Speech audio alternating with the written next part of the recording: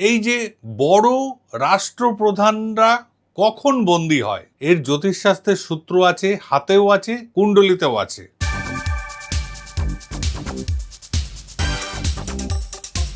নমস্কার, আমি সুবীরজ্যোতি শাস্ত্রী।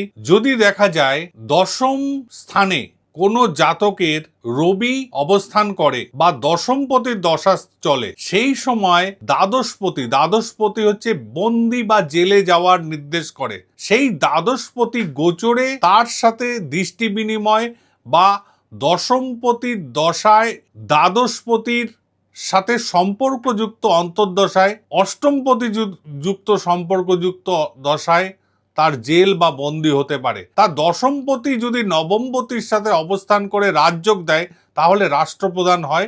এবং দ্বাদশপতি বা অষ্টমপতির সাথে তার দৃষ্টি বিনিময় বা দ্বাদশপতি বা অষ্টমপতির সাথে তার দশা অন্তর্দশার সম্পর্ক থাকলে সে বন্দী হয়। নেতা বা কোনো প্রেসিডেন্ট হতে গেলে যে চিহ্ন দরকার হাতে এবং বন্দী হতে গেলে যে চিহ্ন দরকার, সেগুলো আপনারা একটু হস্তরেখায় আলোকপাত করি, আপনারা একটু দেখে নিন। রবি স্থানে একটি সুন্দর রেখা এইরকম থাকবে, থেকে মুখটি শনির দিকে বেঁকে যাবে এবং ভাগ্যরেখাটি এসে এইরকমভাবে শনি স্থানে গিয়ে একটা বিশাল বড় জবের মতন চিহ্ন করবে এবং রাহু স্থানে এরকম জাল চিহ্ন তৈরি করবে